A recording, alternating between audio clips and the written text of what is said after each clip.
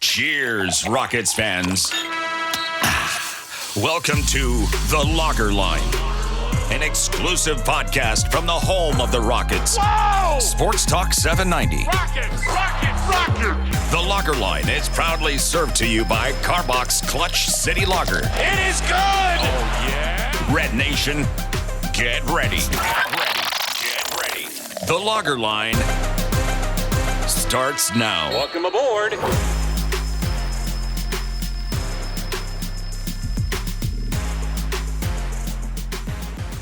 Welcome in to a special mini episode of The Lager Line, as always served to you courtesy of Clutch City Lager of Carbach Brewing.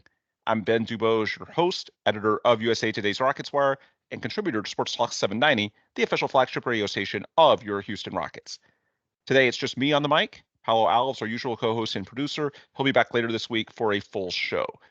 Now, as the mini episode title probably suggests, this is going to be a quick one, just reacting to the news of the day, which is that, according to ESPN's Adrian Wojnarowski, the god of NBA journalism of this era, Alperen Sengun has escaped somehow a major injury after an absolutely terrifying event at the very end of Sunday's game in Sacramento.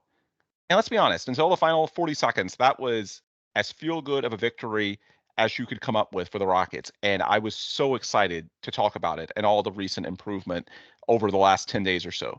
They're now 29-35 on the season, but more importantly, over the last 5 games, they're trending up and up, which is exactly what you want to see from a young team as they get closer to the end of a season. After the All-Star break, they did seem to catch a second win. They've won 4 of their last 5 games, including 3 in a row on the road, which was such a trouble spot for them all year long, at least until this month. And 2 of those 3 wins on the road were against the Suns and the Kings, teams that are likely bound for the Western Conference playoffs.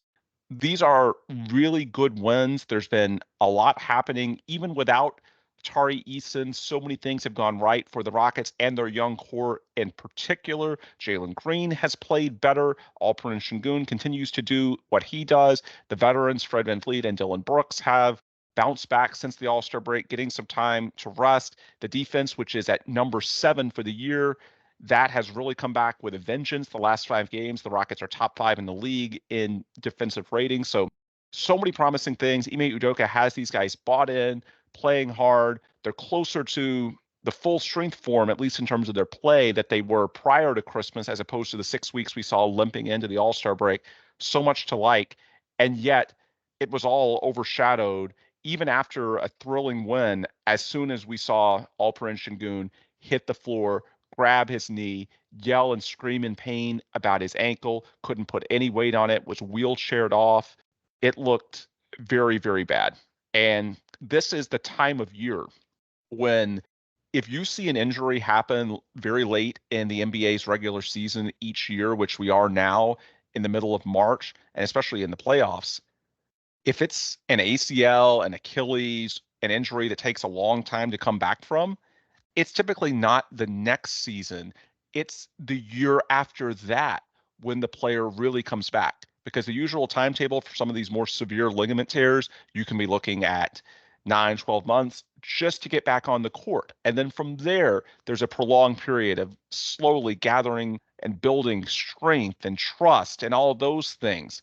That would have been brutal, because next year is a huge one for the trajectory of the Rockets. I'll get into that momentarily. And when you hear reports, as we did shortly after the game, that Alperen Sengun was going to undergo MRIs, not just on his knee, but his ankle as well, there are so many landmines that have to be dodged. And somehow, I suspect, thanks to his elite flexibility, he appears to have done so. Because if any of those had come back really badly, then, yeah, this could be an injury that lingers into next season and perhaps beyond. But according to Woj, it's just a severe ankle sprain and a bone bruise in the knee, which is not nothing, but it's the type of injury where, with 6+ months until training camp, assuming he gives it 3 to 4 months off, then can start ramping up in the mid-summer time frame. My guess is that he's fully ready for training camp. If for some reason he needs to have his minutes limited a little bit, well, that's where having a guy like Steven Adams ready to help your center rotation next year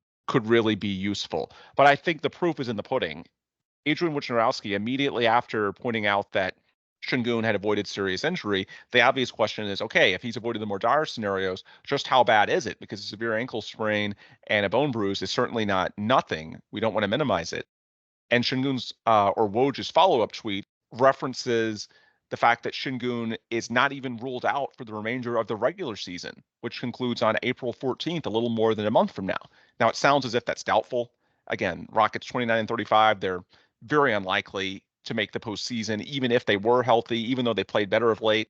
According to Basketball Power Index of ESPN, their play-in odds are just 2%. They're 5-6 games behind the Warriors and the Lakers, who have superstars like Steph Curry and LeBron James leading the way. So even if this had not occurred, you were unlikely to make the play-in tournament. So for all intents and purposes, April 14th, about a month away, that is going to be the end of the 2023 to 24 Houston Rockets season. And the fact that Sengun isn't even fully ruled out for that is telling. Now, you can tell or you can sense that Woj is trying to throw some cold water. He says significant healing would have to occur in order for Sengun to play by then. And I would be honestly stunned if that happened. But the point is, if it's not even 100% that Sengun is ruled out for the remainder of the regular season, although I really think it's 99.99%, that I don't think training camp 6.5 months from now is something that you should stress over.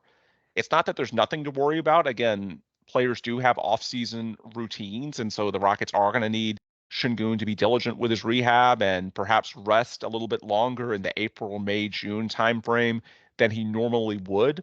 And if he deviates from that, then there could be consequences. Look at Jock Landale, who ironically may be replacing Alperen Sengun in the starting lineup. Landale's a guy who suffered a severe ankle sprain playing for Team Australia in a World Cup qualifiers last August. And we saw early in the year, he rushed it back trying to be ready for the Rockets when the season opened in October. And he was terrible. And he's since admitted to Jonathan Fagan, the Chronicle, that his ankle was just not there. His mobility looked very compromised. Thankfully, Landale's looked a lot better the last month or two, but that's because he allowed the ankle time to heal and gradually built back strength. And so I think he's a perfect case study. It would not surprise me if the Rockets have Landale sort of share his experiences, the good and the bad with Sengun, so that it's not repeated. And so again, the sigh of relief, which I think is largely what we're feeling, it's not meant to minimize what is still a fairly serious injury that Sengun is going through. It's just meant to express a certain sense of calm and optimism that assuming this is handled well and the Rockets pay a medical staff a lot of money for a reason to be on top of a game plan that all P will hopefully follow, then for next season and beyond, it should be fine. And Alperen Sengun should be back to the guy who's averaged more than 21 points, 9 rebounds, and 5 assists per game as the number one option for an improving Rockets team this season. And at this point, I think that's something to celebrate. As far as today's show, I'm going to try and break it down both the short term and the long term angles of this. We'll spend a little more time on the short term because A, it's more certain, and B, I don't think the long term is anywhere near as significant, the potential ripple effects, as what we feared a few hours ago when many of us, certainly me, were suspicious that this could be something lingering in to next season and potentially beyond. So as far as the short term, one implication of this that really needs to be considered, so much of the data for this season is already baked in. Even if he does not play another minute, which I think is highly likely for the reasons I laid out. Look, he's played in 63 of 64 games. Alperen Sengun is an Iron Man. We know he's been struggling with a back issue the last couple of months. He's turned his ankles a few times. It's tough being the undisputed number one option in the NBA, especially at just 21 years old, the workload that accompanies that. And Sengun has taken it and run with it. So I guess for starters, that's why I was a little afraid to see him down on the floor, not getting up, talking about his ankle being effed up. I mean, this is a guy who is certainly not soft. He is physically tough. He plays through pain. So that's what really worried me. But at the same time, the track record, what that should remind you of is that he has already proven a lot. You don't have to worry about his durability. This is the first major injury he's had in 3 NBA seasons. And as far as this year, this is not like the injury happening in December or January where you're really going to what if and say, well, these numbers are nice, but are they sustainable enough over a large sample? No, 63 games is 3/4 of the season. There's a reason why the NBA sets 65 games as the threshold for its awards criteria. Now, I guess for Sengun, it sucks that he'll finish just 2 games shy of that being eligible for most improved player. Doubt he would have won it, but he would have at least been in the conversation, which would have been nice just for attention and PR and whatnot. But the point is, in the bigger picture, 65 is the threshold because that's what represents a sufficient sample, and Sengun is pretty much there. So this is not like the injury occurring in December or January where you what if and say, well, Sengun was nice, but we'll never know what would have happened. Would that production have been sustainable over a full sample? No, you've got a full year worth of data, and we feel pretty good, or we should, in my opinion, that the version of Alperen Sengun we saw for the last 5 months or so is in fact legitimate. That's the player he is, and that's what you should expect as sort of the baseline going into next year, assuming that he's healthy.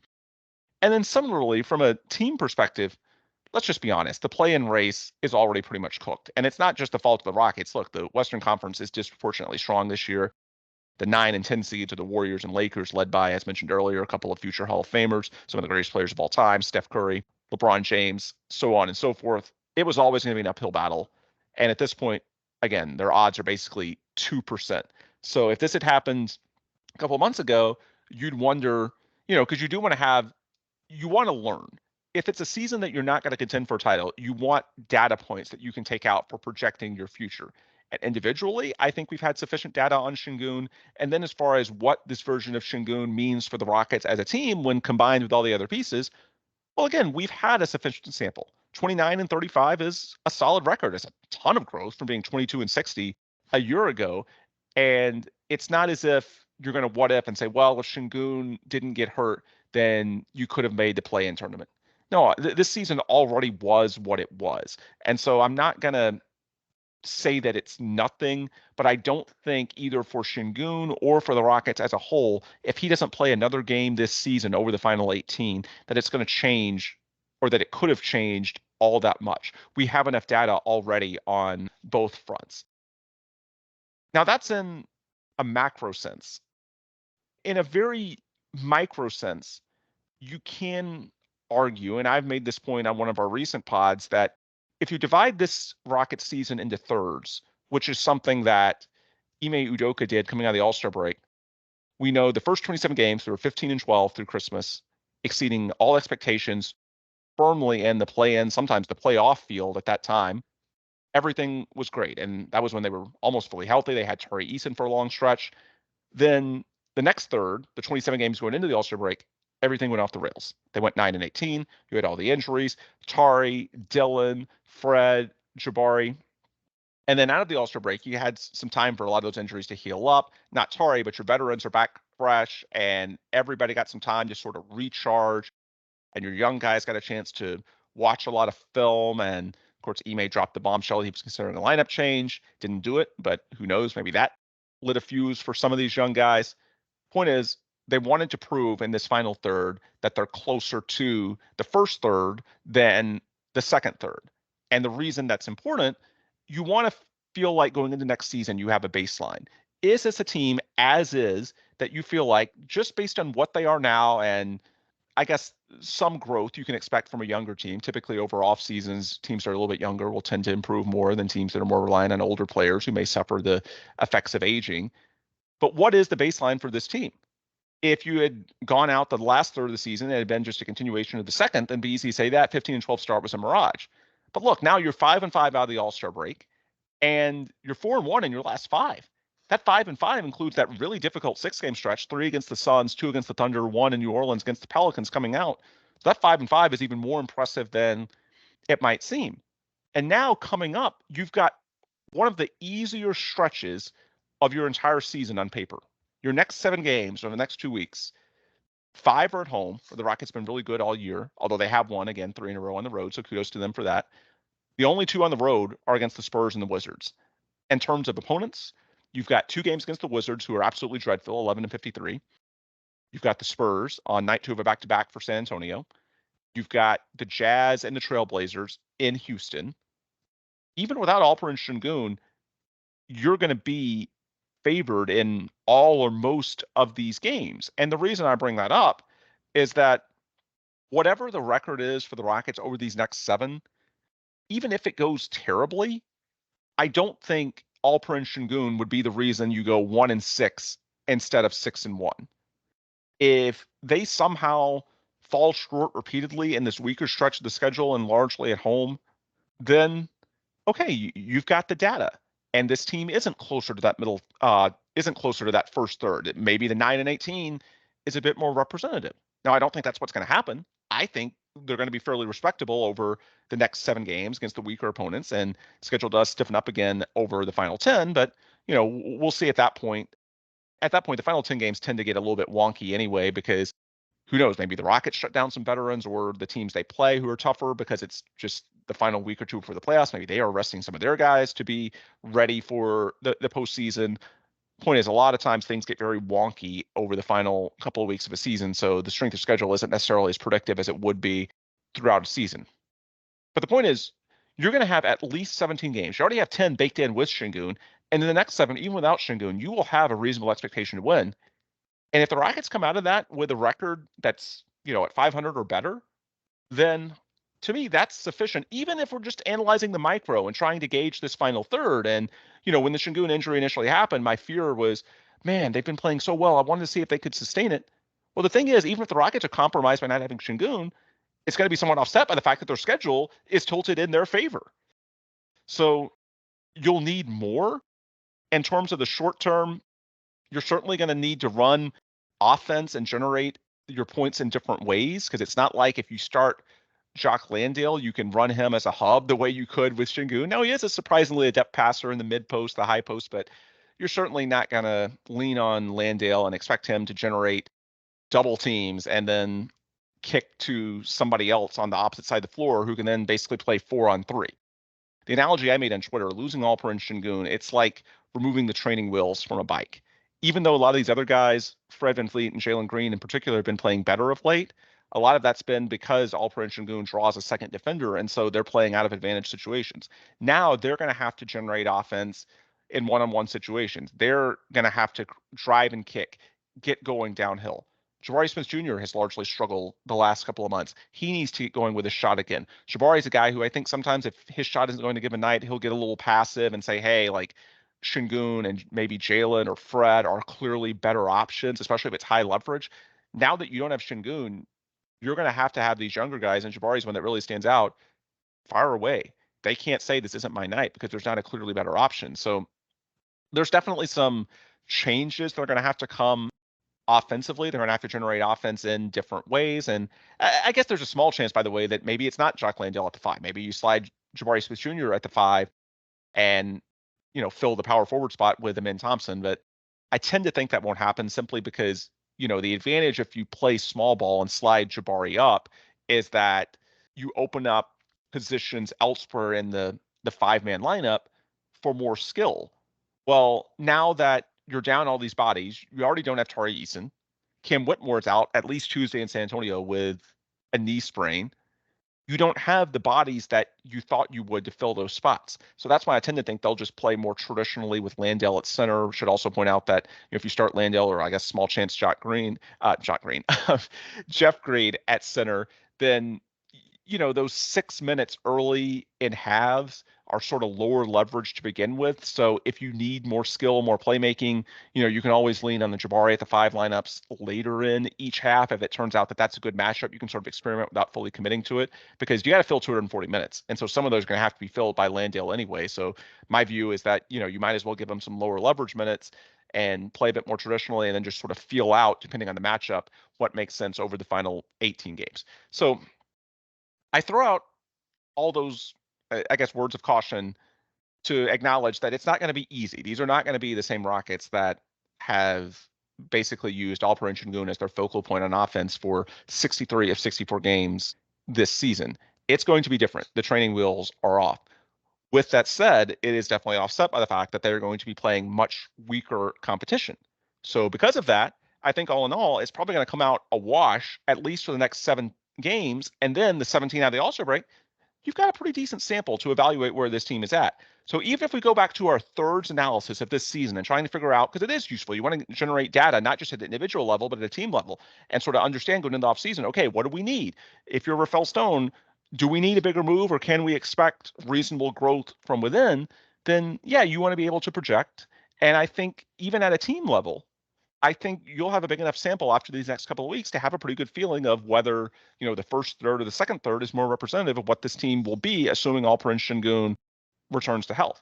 And so it's a manageable situation. That's the best way I would phrase it. It's something that in the short term, I don't think it changes a lot at an individual level. Again, I think the data is already there for Sengun. You have enough. And at a team level, I think you'll find what you need. It sucks. Of course, I would rather Sengun be out there, but I don't think it's going to materially impact you in any way, assuming that he comes back next season. And, one small thing I would throw out there, as far as Landale, he has played better of late. It's becoming increasingly possible that he's on this roster next season. Now, I don't think he'd be in the expected rotation because he'd be the third center behind Sengun and Steven Adams.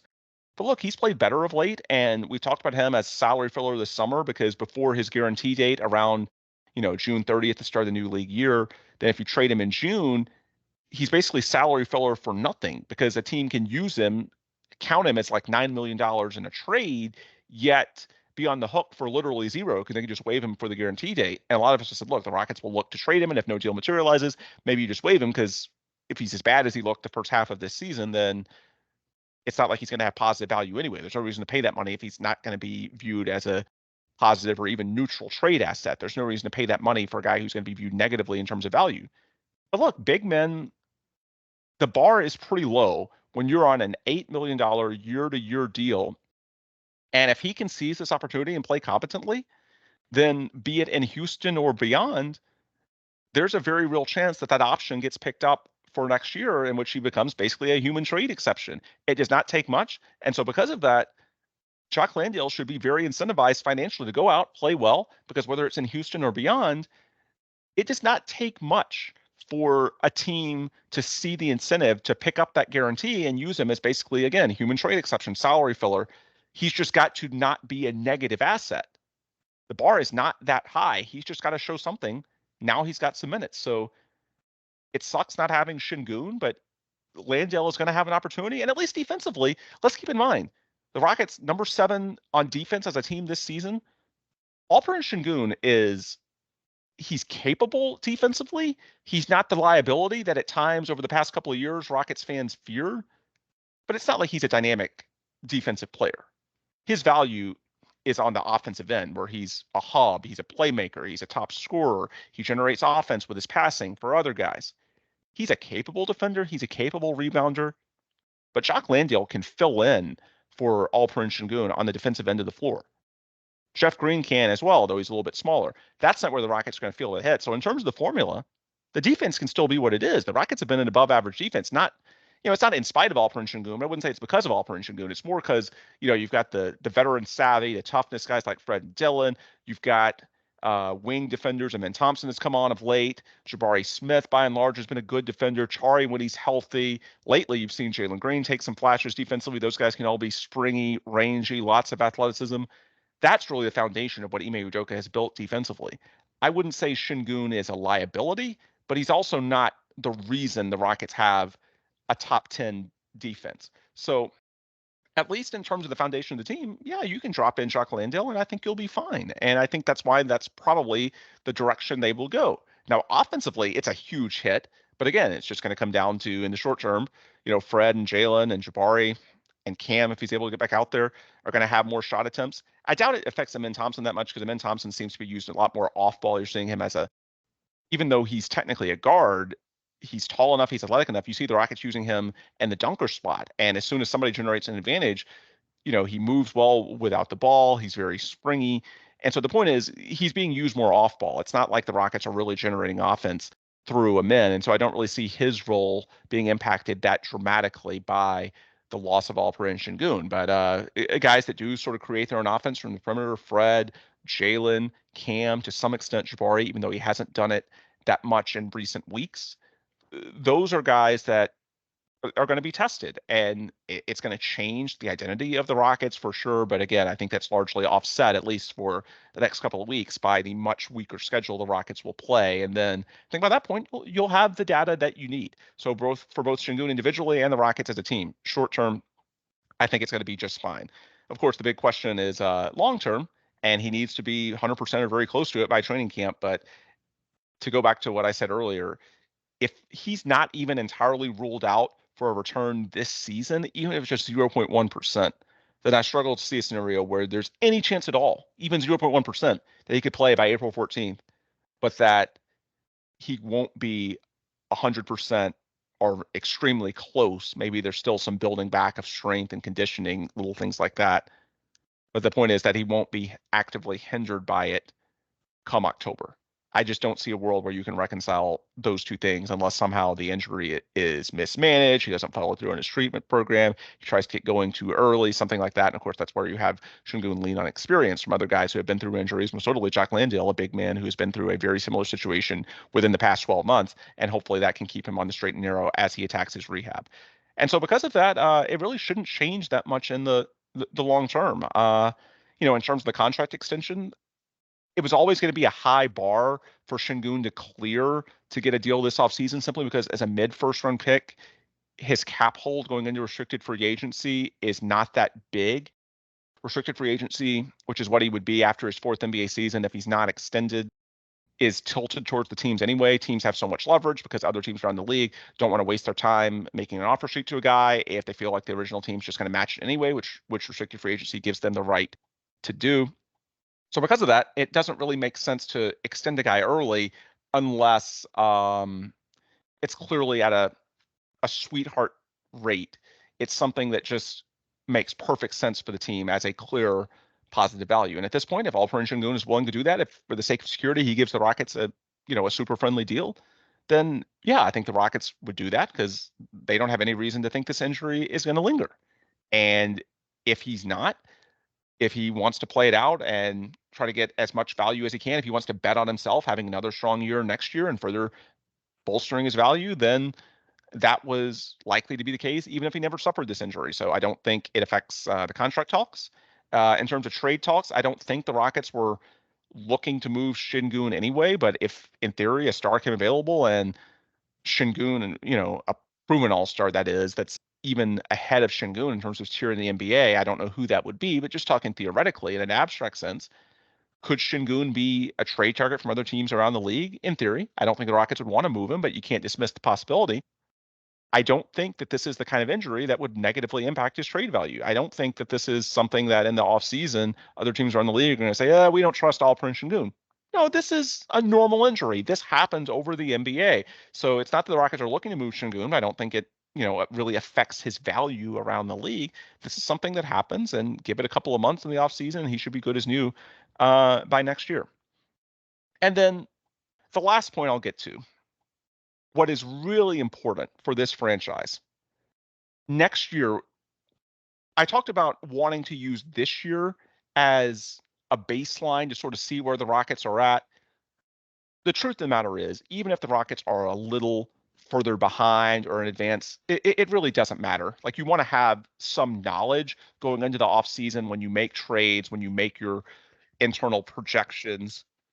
But the reality is, barring an all-star level player unexpectedly becoming available and showing interest in the Rockets, I don't think next year's roster is going to look dramatically different than this year's. So we can talk in a super micro sense about things to be gained or lost by how they finish this season. But in the big picture, I think next year's roster will look fairly similar to the one that's out there right now. I think the Rockets feel pretty good about most of these young guys. They're not looking to move them. Now, if the right guy comes available, would they consider, well, it's not they'd want to move a young guy. It's just if an all-star player comes available, teams around the league would have leverage to command a good price from the Rockets, and one of your core prospects would probably be part of it for a legit all-star. So you sort of have to brace yourself. But even that scenario, it's not that the Rockets want to move one of their young guys, just they might have to. But assuming something like that happening, and I think that's always less likely than likely, next year's team is going to be fairly similar to this one. And so the stakes are fairly low for the time being. It was always a year of transition. You've gotten back to being competitive. You're going to blow past, it looks like, the over-under of 31.5 wins And so you're on an upward trajectory. Next year, that is truly a referendum. And that's where, thank goodness, having Sengun back allows it to still be the case. Because if you didn't have Sengun, it was going to be really, really awkward. And now you don't have to worry about it. Because next year, the way this roster is set up, so after the 2024 to 25 season, Jalen and Sengun are likely headed to restricted free agency. There's some chance you could extend one or both this offseason, but again, teams know that restricted free agency is tilted in their favor in terms of leverage. It would take a sweetheart deal to do something sooner, and if the player is willing to give you one, you take that as a pleasant surprise. I don't think you plan on it. So in terms of Jalen and LP, you're looking at restricted free agency for them. Jabari and Tari, those are guys that become extension eligible after their third seasons. Fred VanVleet and his massive deal, over $40 million a year, it's expiring after year 2. Year 3 is a team option. So if things aren't working out internally, you have the option to use that offseason, 2025, as a pivot point. You don't have to give a new deal to Jalen or LP. If one of them isn't a fit, you could trade them somewhere else. You could use the cap space, which when combined with the 40-something from Fred VanVleet, could be pretty substantial and make other upgrades.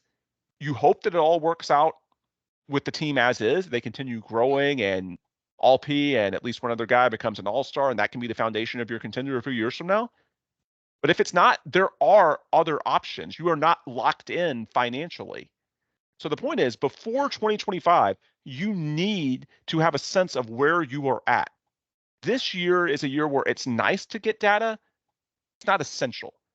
Next year, it's essential. You want to know, do I proceed with the core I have in place?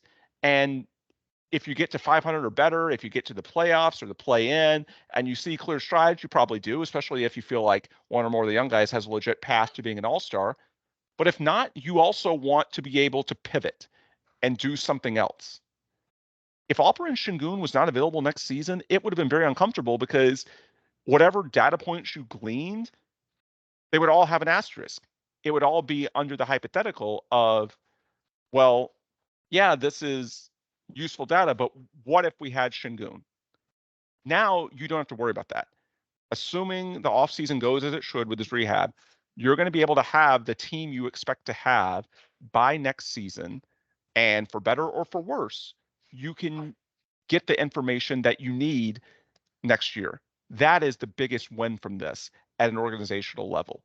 And thankfully, I had this outlined earlier today, short-term and long-term angles. That was where the Sengun injury really could have hurt you. This year, it's nice to know, but it's not essential. You have the luxury of time. Next year, you don't. You need to know by 2025. You need to have a sense of direction as to whether it's going to work out as it is or whether you need to transition to something else. Not a full-blown rebuild, not a teardown, but that's the last point that you would clearly have options as currently constructed financially.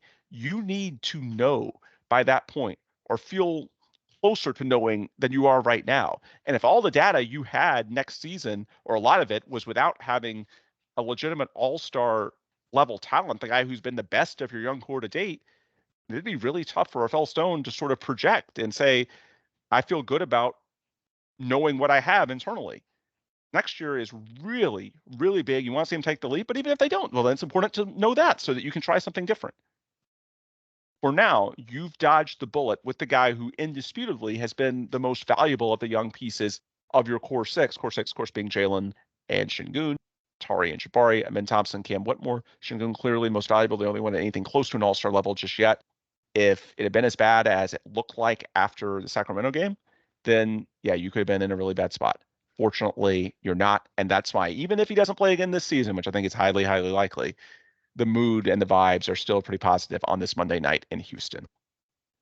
All right, so I think that'll do it for today's mini pod. We'll be back later in the week, myself and Paolo, for a normal show where we go into more game in, game out analysis. We'll see what the Rockets look like in their first game or two without Alperen Sengun, what some of those changes look like on especially the offensive end of the court for Ime Udoka. We'll get into more of that. Today, I want it to be just about the Sengun injury, the takeaways, short-term, and fortunately not long-term, because even though the long-term didn't happen, I just want to, I didn't want to lead with it, but I wanted to explain why this was so important to Rockets fans. If, I'm sure people that have somewhat checked out on the season are wondering why Rockets fans are taking this so seriously if the year's almost over anyway. No, it's about not just this year, but next year as well. And then when you zoom out and you look at the lens that Rafael Stone is going to use for next season's team in the big picture, that's when you realize just how dire this situation could have been. And a lot of people thought it would be after watching the video on Sunday night. Thankfully, it does not appear that we'll have to find out those scenarios. Rockets and Sengun have largely dodged a bullet. So for now, be thankful, and we'll get back to more micro level Rockets basketball in a few days and a full show with Paolo. All right, that'll do it for our abbreviated Monday evening show. If you want more content before our next episode, best place to get it is always on Twitter. I'm on there at Ben Dubose. The show is on there at The Logger Line. And if you go to twitter.com/The Logger Line, hit the link tree in the bio, you can find links to our friends, partners, and sponsors. Sports Talk 790, Carbach Brewing, USA Today's Rockets Wire, but also Apple, Google, Spotify, all of our podcast distributors. If you've not already, please subscribe to the podcast, leave a 5-star review. You get the benefit of episodes right when they come out before I even have time to post them to Twitter or get them uploaded to the blog at 790. And we get the benefit with your subscription and hopefully a happy review of looking good to our friends, partners, and sponsors and keeping this podcast going as one of the most regular covering Houston Rockets basketball. All right, with the plugs complete, we will adjourn for today. As always, thanks for listening, and please come back soon for another new episode. Go Rockets.